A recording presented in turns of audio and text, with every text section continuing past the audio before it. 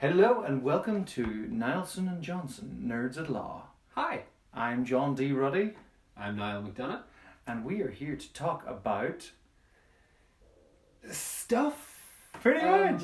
This is our first part of our podcast, all about the Marvel Cinematic Universe, because we're nerds. Yeah, we sat down to have a chat about the MCU and our relationship with the MCU and kind of a brief run through of the movies. 3 hours later. Yeah, we can talk, as it turns out.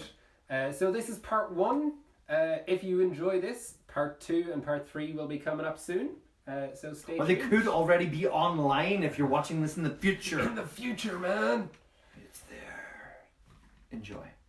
So, Niall, what was your first experience of the Marvel Cinematic Universe? Iron Man. Mm-hmm. I missed it in the cinema. It completely passed me No by. way. Yeah, I watched it I think a couple of months after it had left the cinema, and I found a really crap cam rip online. Yeah, so my first experience of the MCU was a shaky cam where someone kept getting up and going to the toilet on screen. That sucks. And I still loved it. It is a great film. It still blew me away. It is a great film. And even, the idea of it going on to be what it is now never possibly would have occurred to me. Well, because it's quite interesting. Like, at that time, what was it, like 2008? 2008, yeah. Like, at that time, there'd been Marvel movies, there'd been DC movies, but for me, there was always a more of a semblance I found with the Marvel movies, and there was always that kind of cool idea, like when the Sam Raimi Spider-Man came out, and the X-Men came out, there was always this kind of thing of, oh, wouldn't that be cool? Yeah, if Spider-Man can totally show up in X-Men. Yeah. There's no reason why not. Why couldn't this? They exist in this, and because we'd grown up in the 90s, so we grew up on like the X-Men animated series, the Spider-Man animated series, where they did actually cross over, and that, even for me as a kid,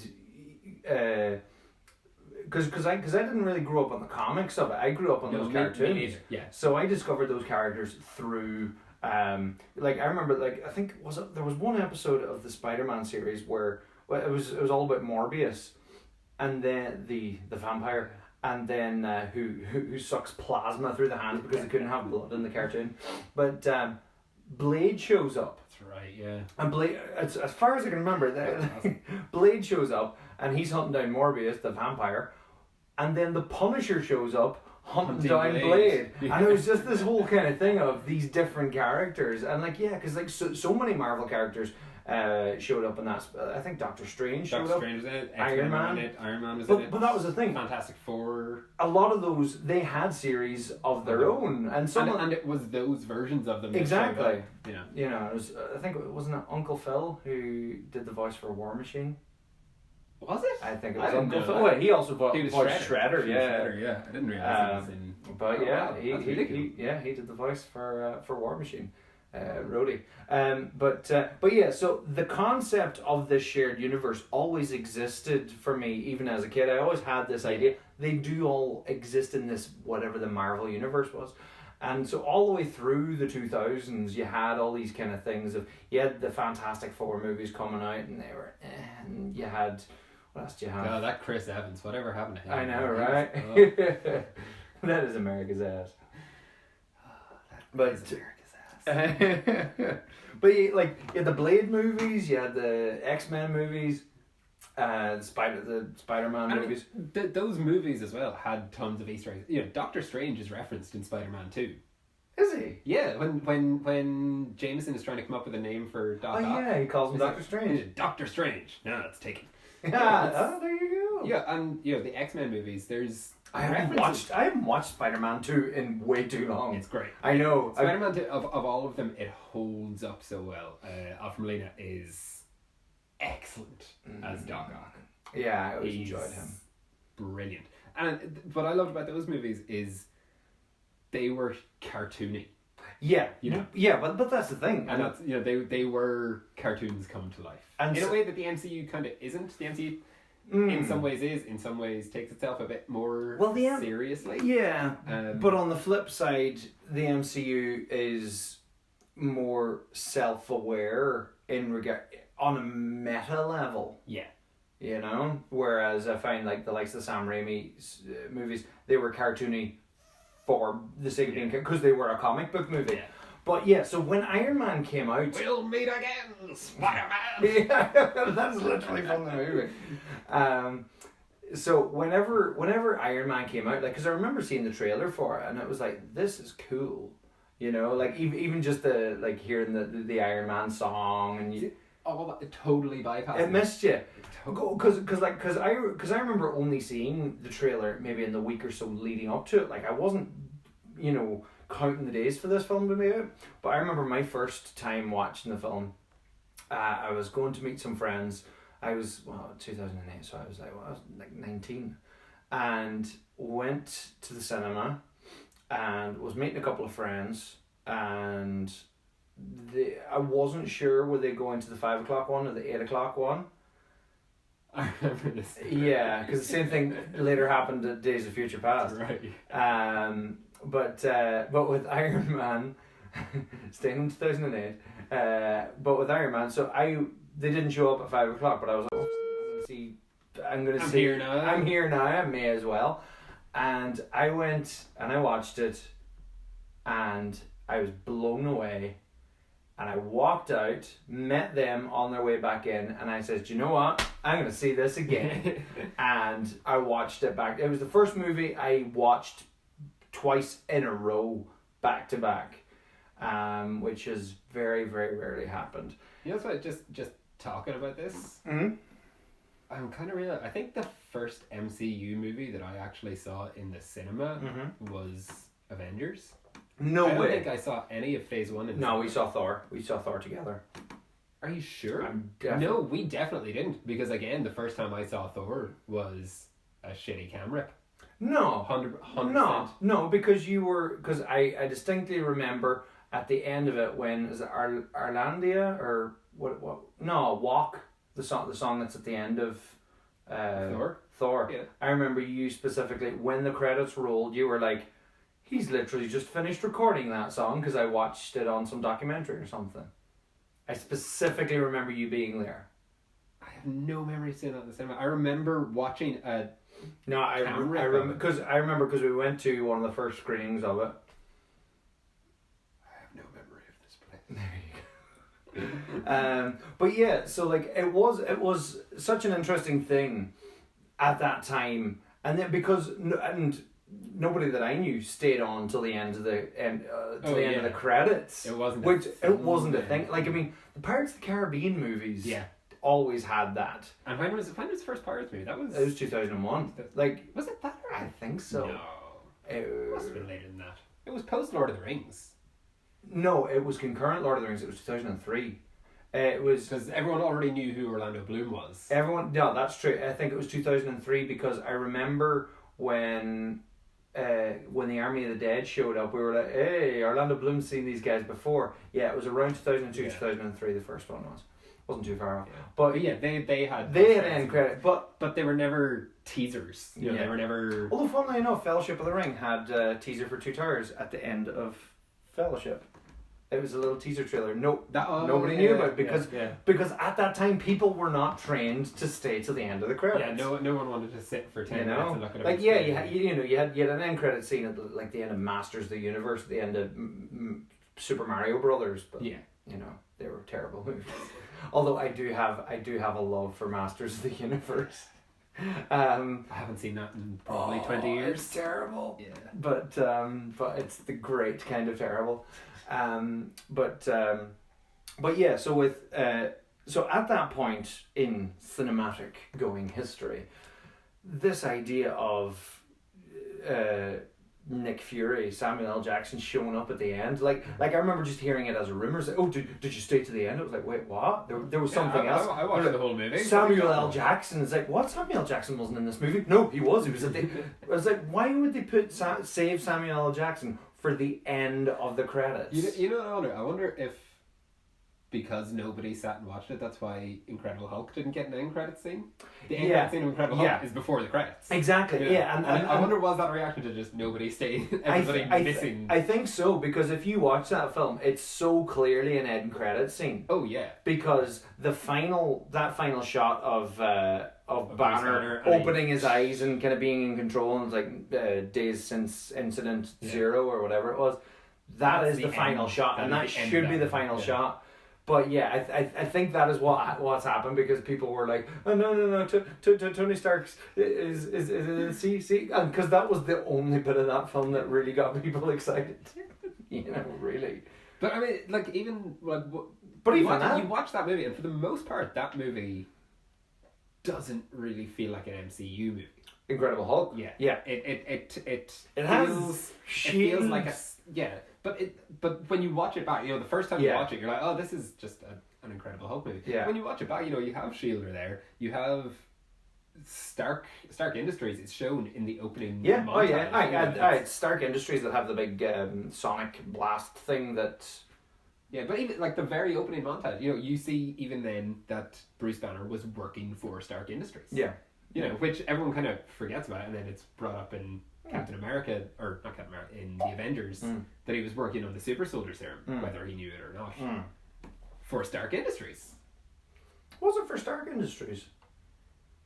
There's a very clear shot in that opening montage thing that shows a lot of Stark Industries, I think, like blueprints or something. Yeah. That whether he's working for the military or Stark Industries, or Stark Industries was working for the military and he was working for both. Yeah. But it is pretty heavily implied that it was a Stark Industries weapons project, essentially. Yeah, that's interesting. Yeah.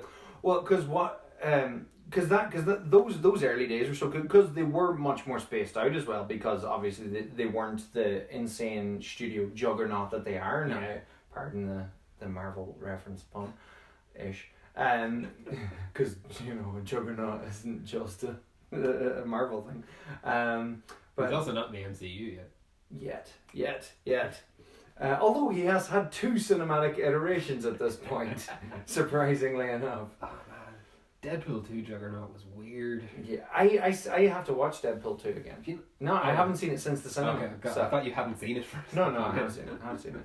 It's a great but movie. What was interesting at that time, just in the general movie going kind of feel for things, there was always just this kind of thing of, will this happen? Oh, yeah. There was that big question of, there's rumors of an Avengers thing, but like there was still this thing of, if these next couple of movies don't do well, it mightn't happen. And because you'd seen that before, you'd seen Spider-Man 3 fail. Yeah. And that was the end of that Spider-Man. You saw, oh my God, the Golden Compass fail miserably. Like in the trailers, it was building itself up to be the next Lord of the Rings, which it was New Line Cinemas who were making it, and so they were banking on it, but they chickened out on the the atheist thing. And it's being redone now. It's being redone now, exactly, by HBO and BBC. And hopefully they're a bit more true to the themes. They've pretty much come out and said, we're not making that mistake. Yeah, exactly. We put money into this thing. Yeah, we know what we're doing. So you'd seen these big movies not happen, and these big movies building up to something that ultimately doesn't happen. So there was this whole kind of thing leading towards an Avengers, even though. Shows up, even when Nick Fury shows up and he says, I'm here to talk about the Avengers Initiative, there was always this kind of thing of, is this going to work? And then Incredible Hulk came out and you're like, alright, okay, and Stark's at the end of that. And then Iron Man 2 came out and there was more Avenger-y stuff and you're like, okay. And then, because what was interesting about the following 2 movies is, and a lot of people tend to forget about it, was Thor and Captain America were massive risks. Because Iron Man and Incredible Hulk were grounded in science, obviously, in reality. Yeah, in reality, science. But, it was science fiction in regards to guy builds a big metal suit, guy has a giant mutation based on gamma radiation, whatever. But Thor, I remember going into it going, are they going to be able to pull this off? Yeah. Because this is aliens. This is another level. It's magic. Yeah, it's aliens it's and it's magic. Yeah, they kind of introduced a lot of it, but they did it so well.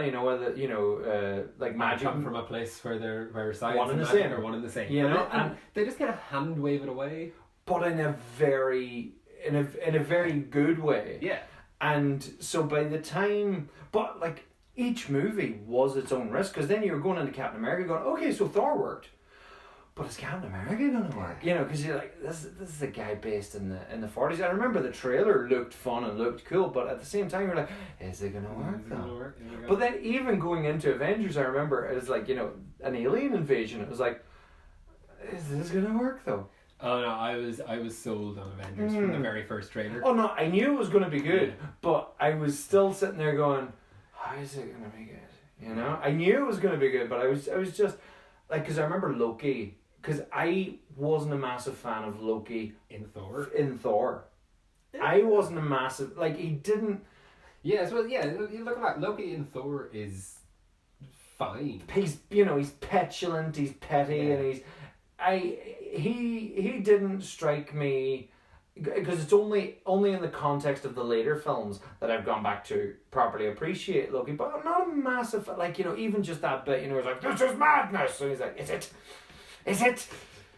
And you're just waiting for someone to shout, this is Sparta, but it never happened. One thing I do love of Loki is the way Tom Hiddleston has always Hammed him up so much. Yeah.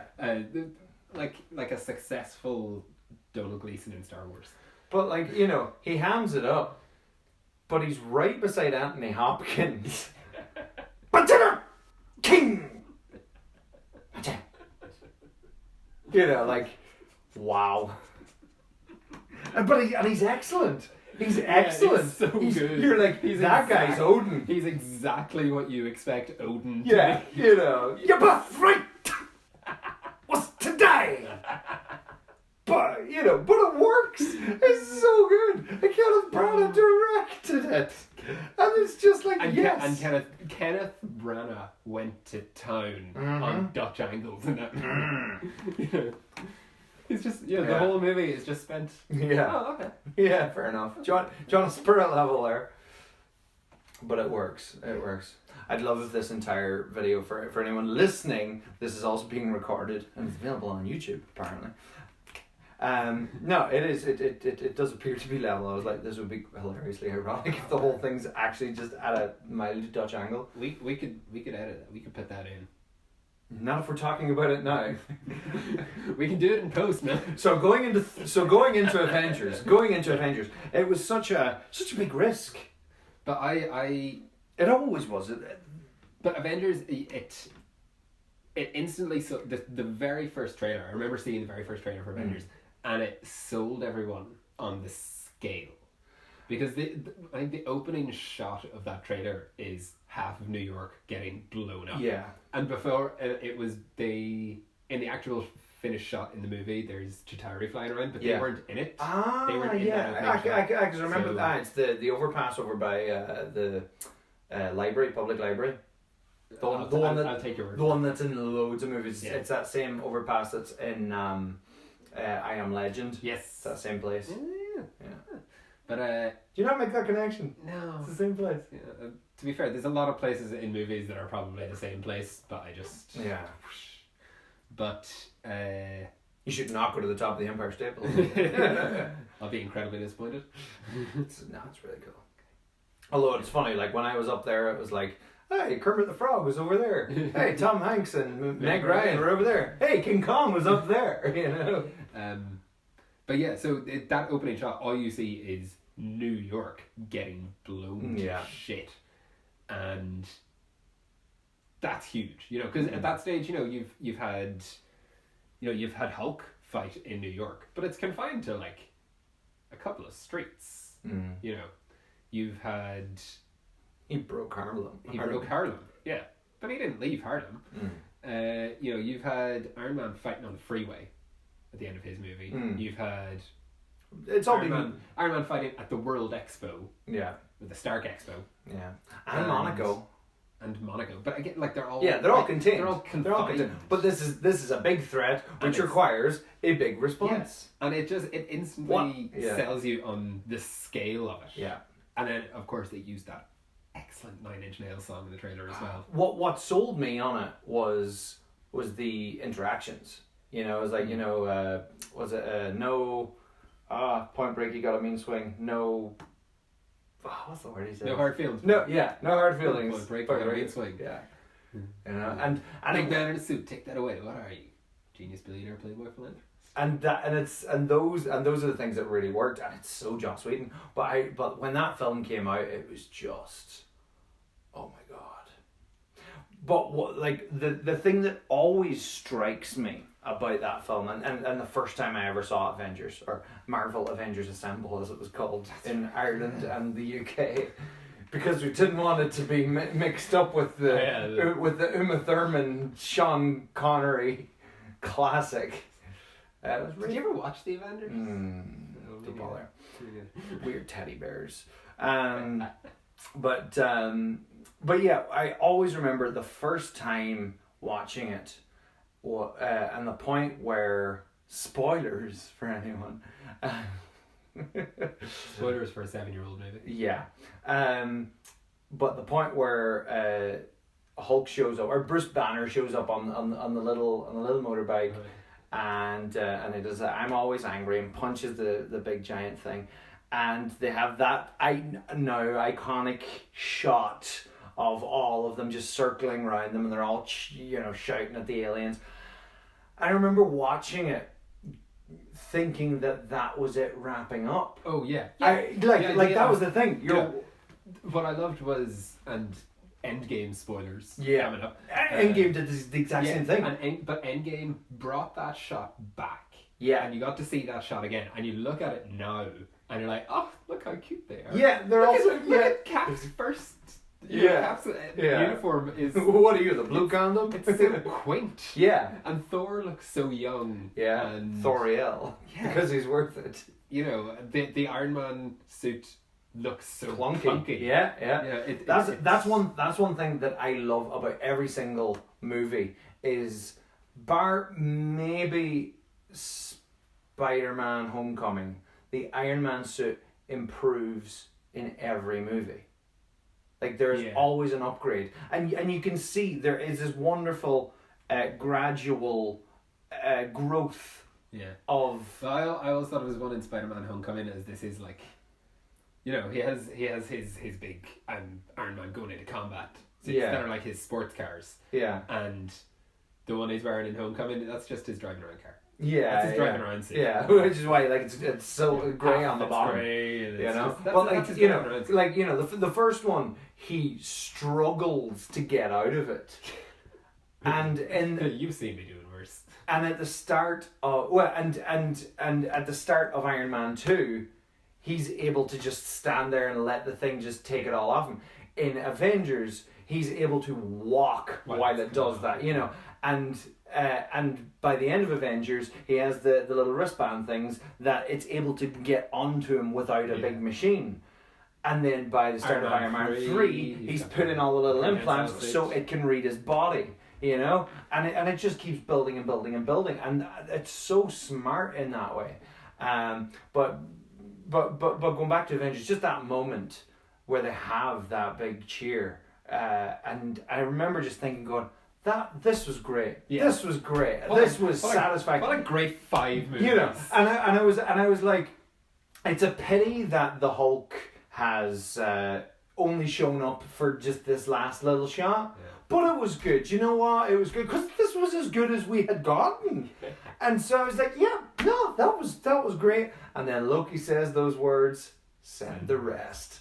And more of the, oh my God. I just remember going, oh, this is not over yet. And like both thinking, oh, just with the stakes being up, but also going, oh, more. Exciting. And then they just open it up and away it goes, and then you get so many wonderful team ups. And you get the Hulk being Hulk. Cap taking the lead. Cap being the soldier and saying, you know, because you've had already at that point in the film, we're not soldiers. Yeah, you know, Tony losing it. It's like, I'm not a soldier. I'm a guy with a fucking suit who and blows it's things up. and it's that And point. it's Tony who says, "What's the plan, Cap?" Yeah. Or whatever the line Yeah, is. And you're up, Cap, or something like that. and he Hulk Smash. and everyone just lost it. But I love it. I love it too though, because even then Cap was swearing. You know, Thor, you got the lightning, light the bastards up. You know, language. But Cap said a bad language word. yeah, but like it was so good. And like going from there, from that movie, you were just like, okay, I get it now. Yeah. This is big. You know, like everything leading up to that was always how's this? And then the follow-up movies, you had Iron Man 3 and Thor: The Dark World, which is one of the weakest of the MCU movies, and yet is totally watchable. Yeah. Like that's how good the MCU is. It's one of its worst movies. It is totally watchable. Totally, like I would, if someone said you have to sit and watch Thor: The Dark World from start to finish, I'd be like, okay, yeah, fair enough. Yeah. You know, and I mean, it does have great moments. Oh, absolutely. Like Thor and Loki's like buddy cop stuff when they're escaping Asgard. God bless America. What's Kat Dennings? Yeah, Darcy. Yeah, hilarious. I love her in that. She's hilarious. I don't like her love interest though. No, I felt he was a bit pointless. He's there to give her someone to bounce off. Yeah, that's true. Because Thor and Jane are away for most of the movie. She needs someone to bounce off. The same Chris O'Dowd, essentially unnecessary in that movie. Yeah, entertaining. But it was wonderful to see an Irish actor in there going, "Hey, Chris O'Dowd, he's in the MCU now."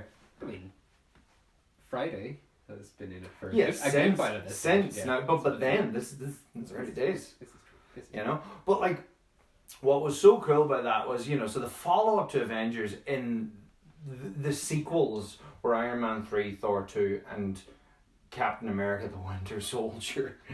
And who'd have thunk everything just goes left and goes, oh yeah, we're serious now. But not only that, but who'd have thunk that out of Iron Man 3, Thor: The Dark World, and Captain America: Winter Soldier, that Captain America would come out being not only the best film out of those three, but possibly one of the best, if not the best, of the entire MCU. Oh, it's so good. It's so good, like. So good. Robert Redford in that film. Oh, I'm just excited thinking about it. Magnetic. Yes. He's so good. And he's so, you know, especially the first sort of half of that movie where you're like, he has to be a bad guy. Of course. Like, you're watching the trailer. But at the same time you're watching, you're like, but how though? But he could just be a bit of a dick. One of my... And then you get the moment. Well, I mean... Renata, why didn't you go home? Yeah, but I mean, even in the trailers where he's like, what is it? Yeah, sometimes you have to knock something down to build it back up or whatever that line was. You know, you're kind of sitting there going, oh wow, that sounds like I fell in line. But at the same time, you have Nick Fury on his side at the start. Yeah, that's true. That's true. But when it's Nick Fury who introduces Project Insight, and you think this is, you know, the things he's talking about are very, you know, from what we've seen of S.H.I.E.L.D. Yeah. Totally possible that he is just a misguided good guy. The one thing, and I think that, you know, they missed, but then I suppose this is what kind of puts it into being Marvel, or I don't even know what I mean by that, but just with regards a missed opportunity was, as much as I love the twist of Hydra and Hydra have been historically embedded in, yeah, you know, and I love that in part, but at the same time it was slightly scapegoaty with regards to, would it not have been more interesting that S.H.I.E.L.D. was just corrupt as, you know? Yeah, I mean, to an extent, it's essentially the same thing. But you know, you just have corrupt guys at the head of S.H.I.E.L.D. They're just not in it for necessarily personal. Well, in it's more of a case of, is it, you know, oh, but it's okay because these guys are descended from Nazis. These guys are the obvious bad guys. Yeah.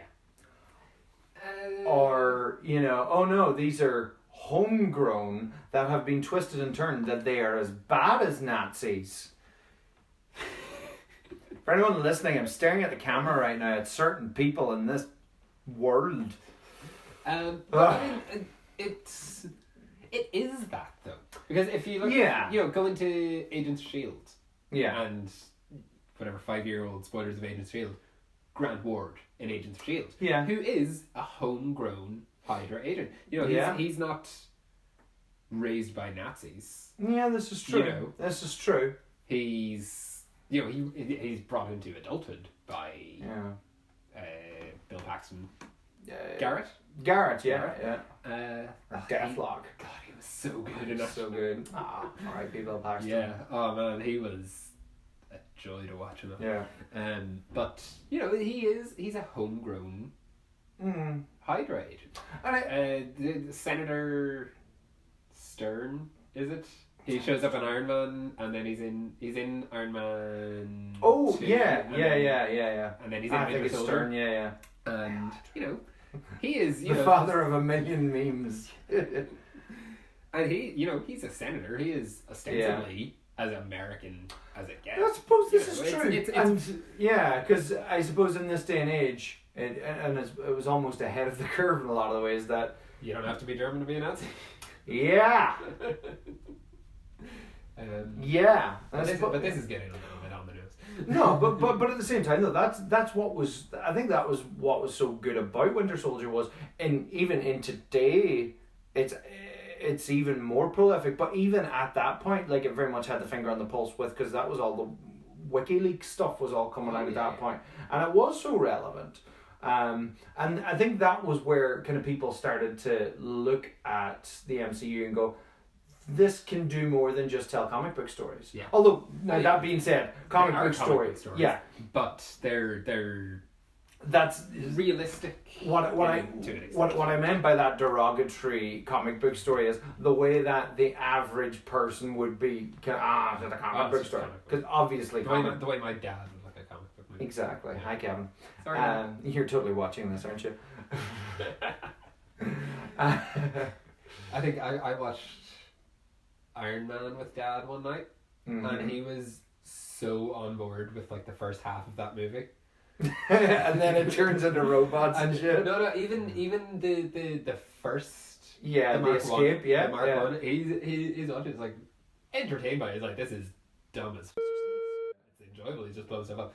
And then he makes the Mark 2 and he goes flying around, and Dad, I think Dad just kind of switched off at that moment and was like, okay, I'm gonna watch some cricket on the iPad. I've watched most of the MCU movies with my dad, and most of them he's enjoyed. But I always remember the first time seeing Iron Man, because I've seen all the MCU movies multiple times, maybe except for Incredible Hulk, but I've seen most of them multiple times in the cinema. Or at least from Phase 2 onwards. But I always remember, and I can never not see it. Whenever I'm watching it now, is in the very first Iron Man movie when he's attached to the car battery and he's just casually walking around with a little car battery strapped to a little string. He's just like la la la la, putting the car battery down, la la la la la. And I remember my dad just sitting there going, you cannot just lift a car battery like that. And it's true, because a car battery is at least like 20 kilos, and he's just casually walking around. It's just a goddamn tank, man. Yeah, but like with a giant hole in his chest. Like I'm pretty sure like at one point like it's like sitting like this, and you're just casually, or I think he's actually holding it over his shoulder at one point. You're like, really? This thing's attached to your chest. If you drop that, that's gonna hurt and also kill you. Yeah. 2 hands, man. 2 hands. But I think it was then a masterstroke on Kevin Feige to, once everybody was so on board with Winter Soldier, to go to Guardians of the Galaxy. Yeah. Because everyone was like, what happens next? What happens next? And then Guardians of the Galaxy happens. And absolute batshit craziness. That's what happens next. Because again, that was a massive risk. People were only going to Guardians of the Galaxy because it had the Marvel thing on it. Well, that, and it had a brilliant trailer. Yeah. But like, if you were sitting there at the very beginning of it all going, you're going to see Guardians of the Galaxy, you're like, what are the Guardians of the Galaxy? I mean, yes, I know. It was a huge risk in that no one knew who they were. Mm. And it would have been a huge risk earlier in the Yeah. MCU, but at the same time, it was marketed so well. Oh, that 100%. This is such a fun space adventure. Yeah. This is, you know what? Forget Star Wars. This is a fun space adventure Yeah. for you. Yeah, And absolutely. and That's what it was. I mean, what year was Guardians? 2014. 2014. So at that stage, you'd had new Star Trek.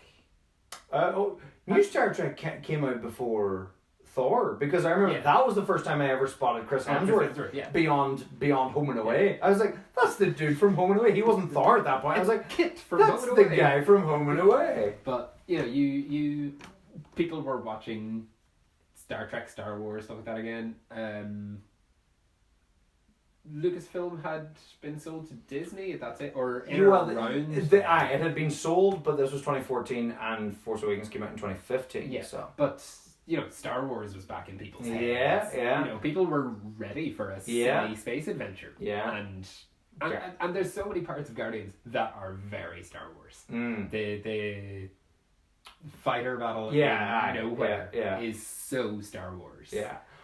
What was really fun about that was, because Thor the Dark World was the first film to say the words Infinity Stones out loud. And I remember it was seeing it in a midnight screening, and I remember just hearing the rumble from the audience of kind of people like, whenever he said the ones who knew what they were. The 5 people at that point. Do you remember 10 years ago when no one knew what the Infinity Stones were? Yeah, and like, it's like someone was, he said it, Infinity Stones, even though there's Infinity Gems in the comics, but like, the Infinity whatever, the Infinity Stones, and Infinity Stones is a better name. Yeah. So like that in itself, where people were like, ooh, like we'd seen Thanos, but that's the thing. At the end of Avengers, when Thanos shows up, most people, including myself, were like, who's that? My first round, is that Red Skull? Yeah, like most people did not know who Thanos was. And like people were sitting there, on YouTube, frantically googling who that guy at the end of Avengers was, what that final Avengers scene actually means, and all this. And they weren't just eating shawarma. Oh god, they were eating Chitauri. Have you seen Shazam? No, not yet. Oh man, stay to the end of Shazam. Oh well. It's, I mean, okay, to people who love DC Comics, it's probably a really exciting thing. Yeah. But for me, who had Batman, Superman, a couple of ones, I would have an idea. But for the most part of DC, I've never been a huge fan of the whole thing, and there's tons of characters in DC I've never heard of, especially the kind of cosmic strange ones. Yeah. The end of Shazam brings in a character that I know a lot of people actually got quite excited about, but watching it is goddamn hilarious. It's so much. I won't say what it is because I want you to experience this ridiculousness for yourself. Okay. Shazam is enjoyable. You should watch Shazam. Okay, I will. Yeah. But yeah. Sorry, sidetracked. No, it's fine. This is the nature of podcast. But yeah, so like the MCU, I feel, has just almost always taken a risk.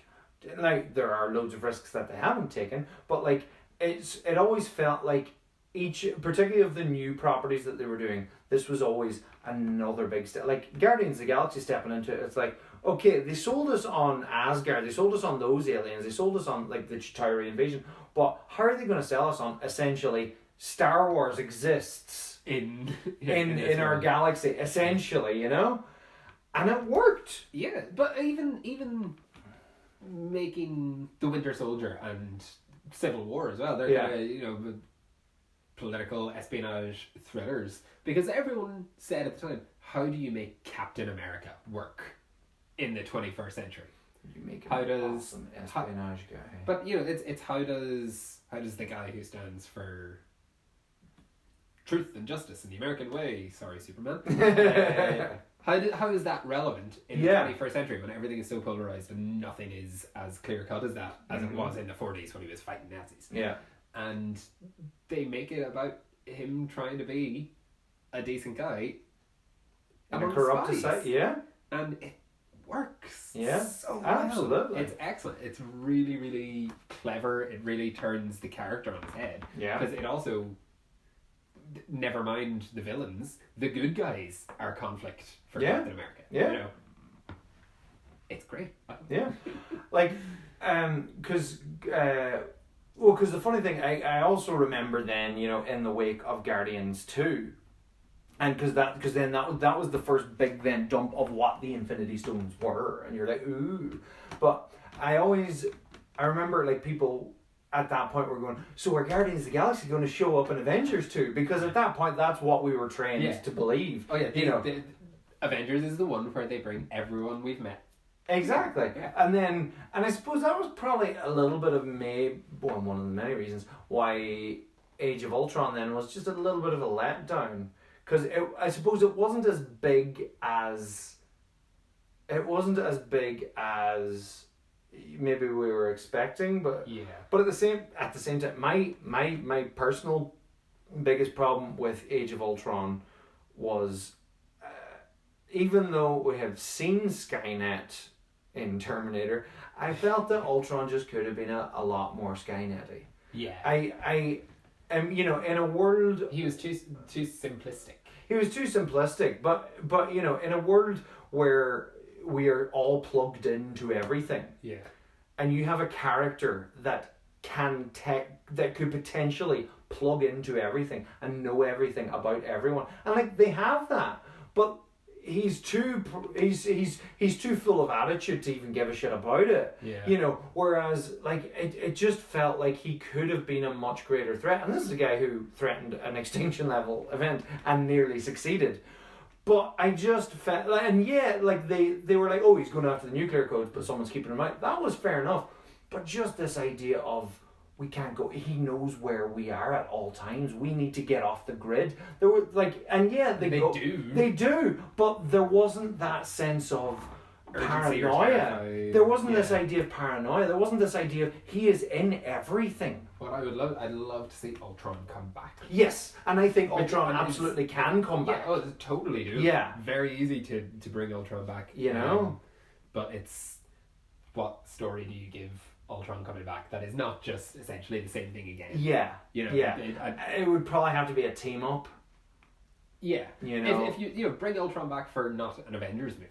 Yeah, for a standalone movie. Yeah, bring Ultron back for a Disney Plus show. Yeah. You know, because like I kind of felt like what do you call it?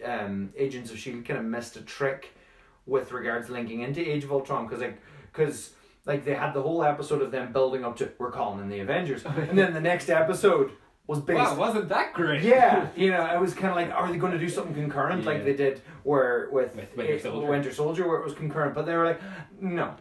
And because we got Age of Ultron a week or two earlier than... That's right. Yeah. Because we saw Age of Ultron before we saw Agents of S.H.I.E.L.D. Because for whatever reason, the UK and Ireland... We get MCU movies early. Yeah. Until very recent, until Infinity War. But until Infinity War, it was because they were concerned about spoilers. But until Infinity War, we always got them like a week or two early. And we were like, we're not complaining. Did we get any of the post Captain Marvel or Spider-Man, were they early? I don't think so. I'm not sure. Yeah. It was great while it lasted. Yeah, exactly.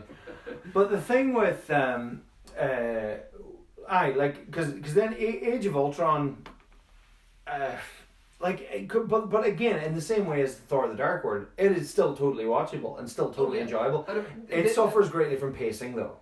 It suffers from pacing. It suffers a bit from the fact that a decent chunk of it feels like they're setting up the next phase. Yeah.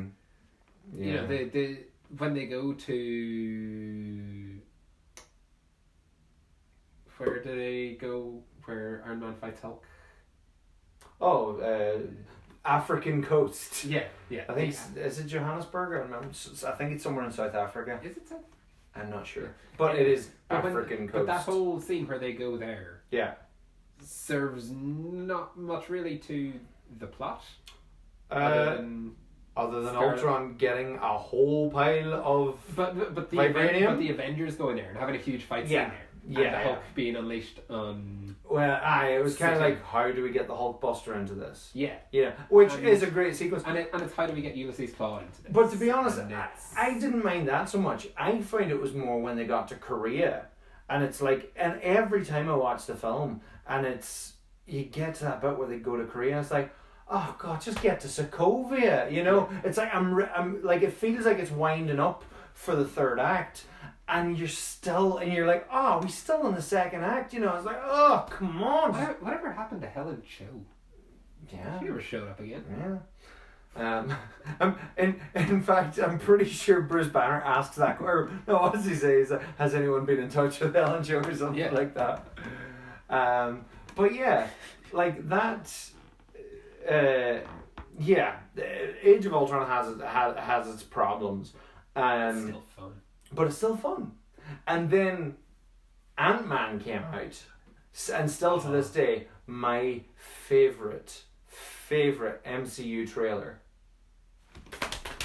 Ants. Ant-Man! You know, it's insane. Oh, it's It's insane. And I'm pretty sure, like, it has to have been Paul Rudd, like, let's just make a trailer. Get Michael Douglas to do that? Goddamn Michael Douglas. It's so good. And like intercut with these graphic images of ants. And it's just like, yeah, I'm sold. I'll be there. If you haven't seen this, just YouTube Ant-Man promo. It's like 20 seconds long. Yeah, it's the not best. even. It's just the Yeah. best. It's amazing. Oh wow. Yeah. Ants. Ant-Man! Like again, Ant-Man. You could almost sell Ant-Man on the casting.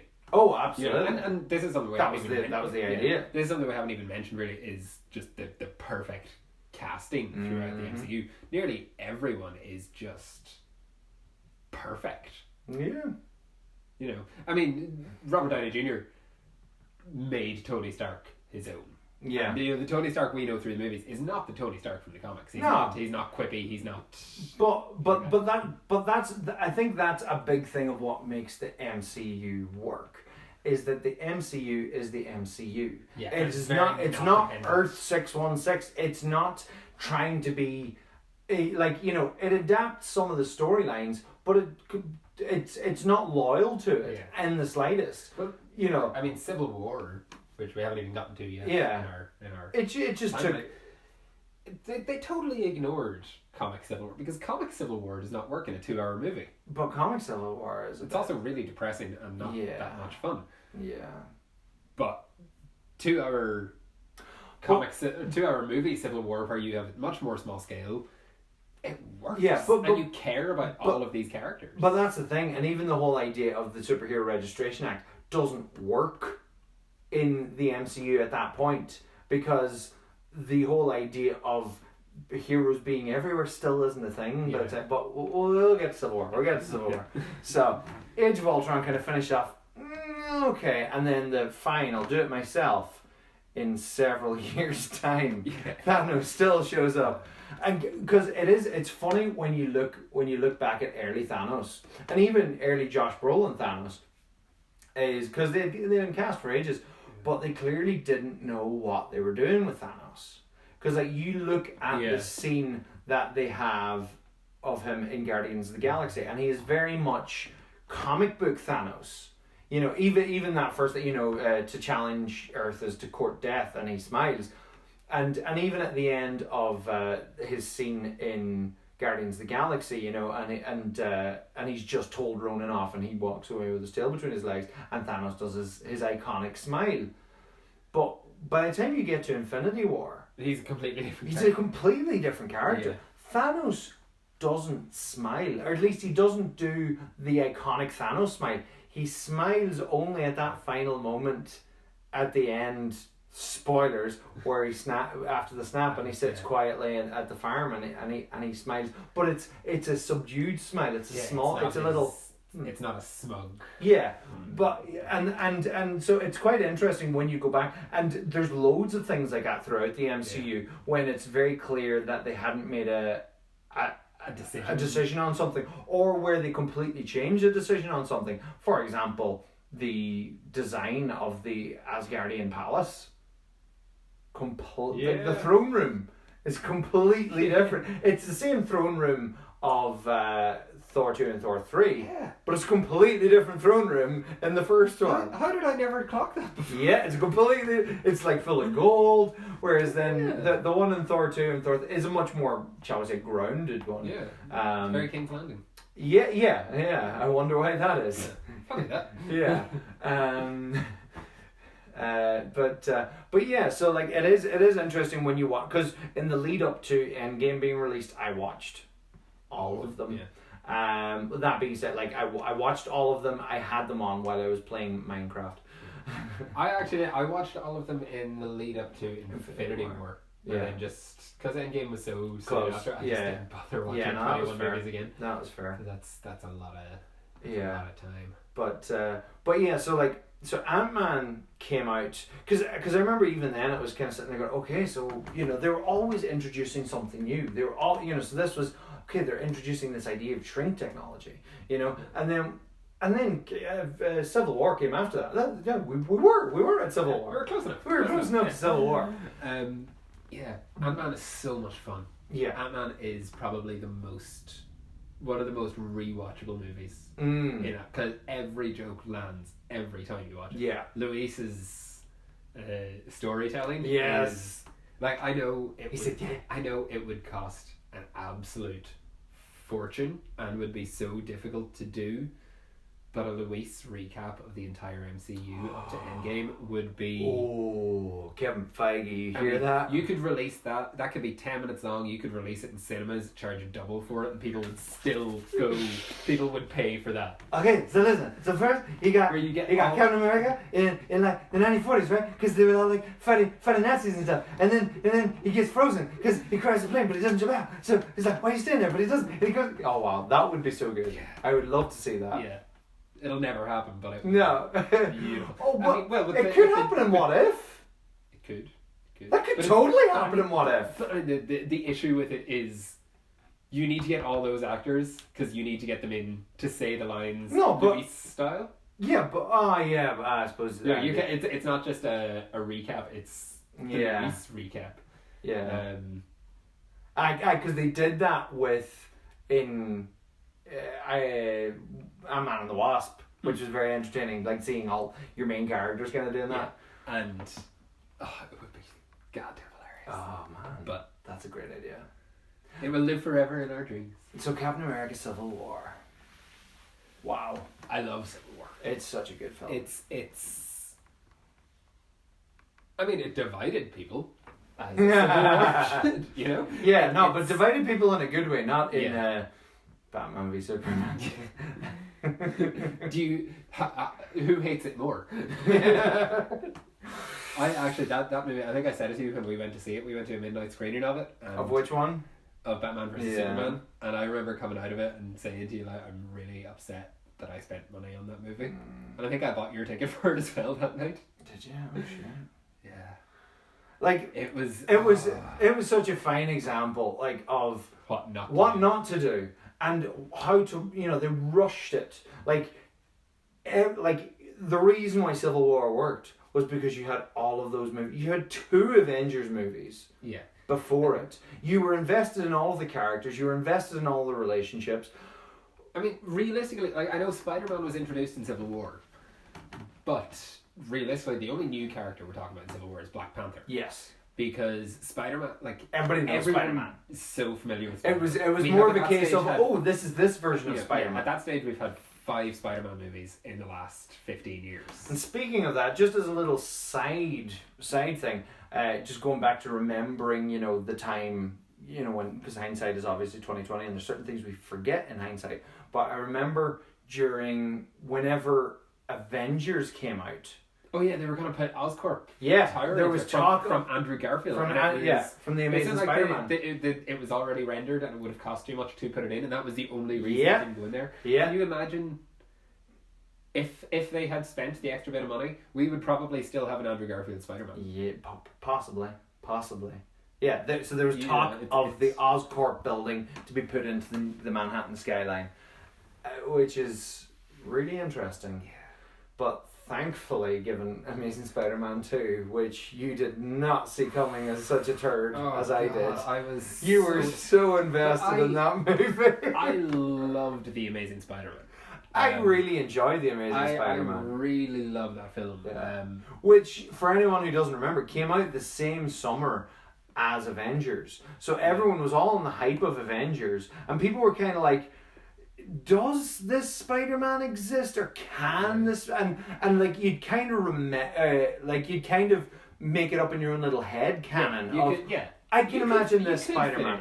But it was funny because I remember even back then and the Avengers going, wouldn't that be so cool if Peter Parker or Spider-Man was hanging out with the Avengers? Because like there could be like these little moments where there's, because of course his secret identity is so important to him. So like there'd be moments where people would be like, wait a minute, what age are you? You know, and kind of things like this. That's why, like, that banter actually then happened in Civil War. I was like, oh my god, I could have written this and I didn't. But obviously, I could not have written Civil War. But I totally called it. I was like, he's going to be sitting there, you know, they're going to work out. They're like, wait a minute, are you just a kid? You know, and he's like, There's not usually this much talking in a fight. I'm sorry, it was my bad. that introduction of Spider-Man is perfect. Brilliant. It's so good. And he's so... And to be fair, it's kind of something we haven't seen as much in his standalone movies, is how quippy he is in that. Yeah, in that first, the airport. You know, you're under arrest or whatever. You know, You have the right to remain silent. Yeah. You have a metal arm? That's awesome, dude. But like, what's really intriguing about Spider-Man, and I'm so looking forward to it, and I really hope they go in this direction in a future Spider-Man movie, is, you know, they've actively not really mentioned Uncle Ben. Yeah. And what I find quite exciting about that is that they're kind of getting to a point where they're going to earn Uncle Ben. And in the exact same way as, and this was something that I pointed out whenever Spider-Man Homecoming, we're getting a little bit ahead of ourselves, but sure, it's okay now at this stage. Where there was no Spider-Man swinging about Manhattan. Yeah. You know, he's swinging about Queens. And that kind of web slinging is completely different to downtown Manhattan. Yeah. You know, and even in Infinity War, he was down in Greenwich Village, but it's not the same thing to the swinging through the skyscrapers. And I was like, that's cool, because that moment will now be earned.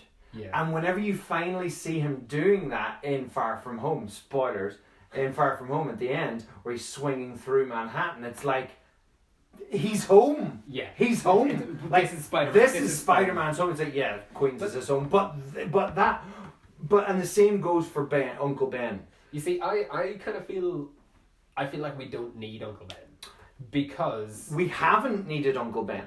But and this is something that was kind of introduced in Into the Spider-Verse, is the idea that every Spider-Man has a crappy origin story with the death of and Tony Stark says it. I get that, but I think with some excellent writing, I think Uncle Ben can now be earned, and that, you know, because it's the perfect place in a third one, now that we are now really familiar, in the exact same way in the Lord of the Rings, side note, in Lord of the Rings, where they were originally going to put Gollum's backstory into the Dead Marshes, you know, whenever he's like, my name, Smeagol, and then it would flash into the flashback about Gollum. But then they were like, well, no, it kills the pacing, and nobody cares about Gollum at this point.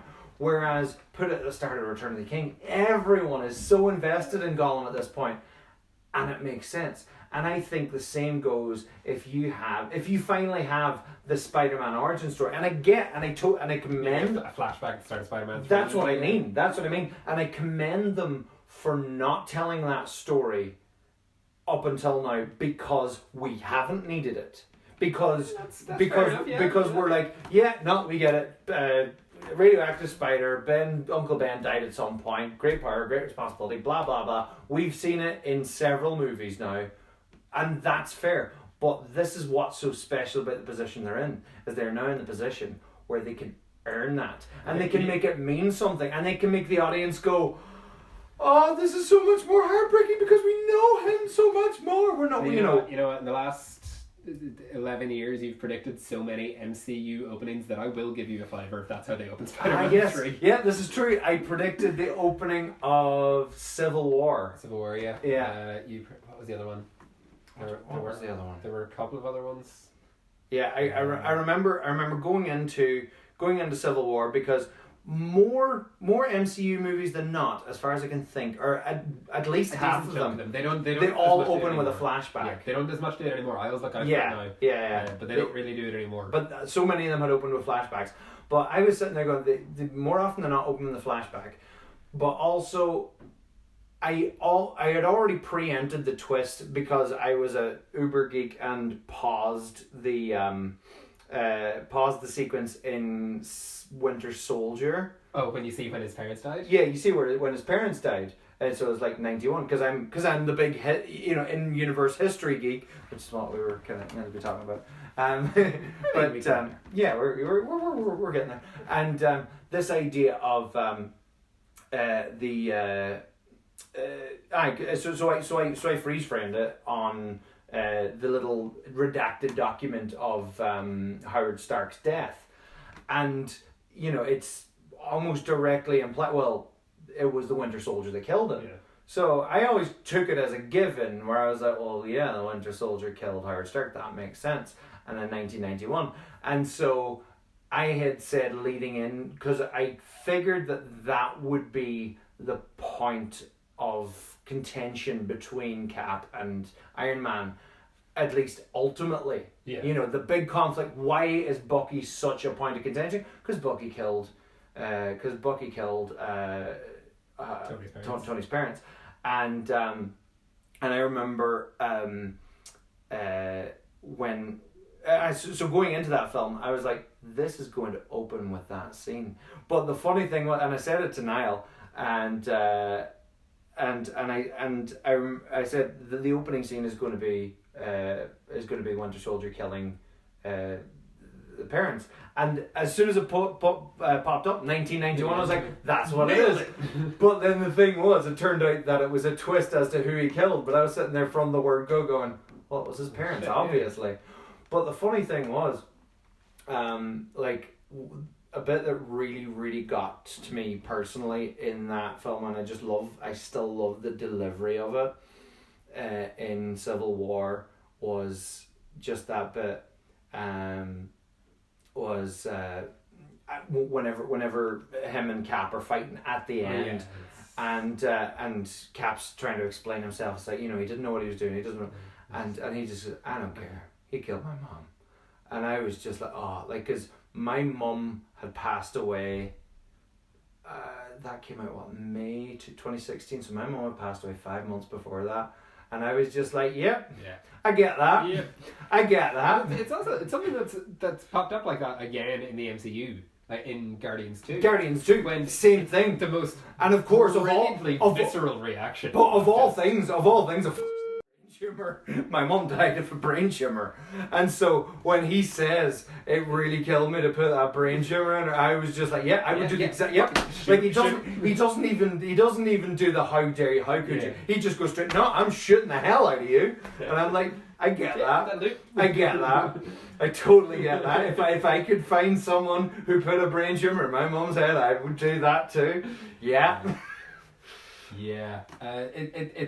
But it's beautifully written. It takes you into like this real impulse. That everybody empathizes with. As much as you're thinking, as much as the logical part of your brain is thinking, well, Tony, he didn't know what he was doing.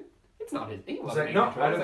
And it's not. But I need to shoot someone. But not only that. But I love it too because the psychology of it. It's not even. He doesn't say he killed my parents. Yeah, he killed my mom. Because at that point as well, he still has a very complicated relationship with his father, even in death. But it's like, nah, all bets are off. He killed my mum. And it's like, But I yeah. mean, as well, up to that point, up to that movie, we've never seen anything of Tony's mum. No. And we've had so much stuff of him and his dad, and all we've seen of his mum up until that point is the Barf holograph at the start. At Oh, the yeah, opening of that. Civil Yeah, War. exactly. And I think that's the first time we ever see Tony's mum. Directly, yes, I think so. And you see that she, you know, as much as he's a waster and labor, she gets him. Mm. And Yeah, she gets how smart he is, yeah. and she understands him. So, as much as he fought with his father pushed him, and he struggled with his father, but his mum got him. Mm. And it's that was taken away from him. Yeah. You know, and Yeah. And he was left with Obadiah Stane. Tony Stark was able to build this in a cave with lots of scraps. Do you know what makes that take work even better? Is the tie. It's the tie that works. It's the flings the thing and the tie flies up and stays on his shoulder. That's the gold in that scene. Oh. Yeah, I'd say they probably have 3 or 4. Who knows how many takes they have of that? But that's the one they get because it's just so. It just gets it, you know. Jeff Bridges' voice as well. Oh, I know. It's Yeah. But like, I mean, that you can fix in post. But just those little things. That's what I love about that shot. But so Captain Civil War opened Phase 3, and it opened Phase 3 to a very divided MCU. And on that dark and mysterious note, we're just going to put a little pin on it and save it for part 2 and 3. If you would like to see more, don't forget to like, share and subscribe, hit the bell icon and all of that jazz. You can follow myself at John D. Ruddy on Instagram, Facebook and Twitter, and of course my other YouTube channel, John D. Ruddy, where you can find all sorts of Many Man Does History videos. And on top of that, you can also follow myself and Niall. Niall's not here. He's not here. Emotions will be coming about Niall not being here. But you can follow me and Niall together at Nerds Law on Twitter. So follow us and find out some more stuff. Thanks for watching.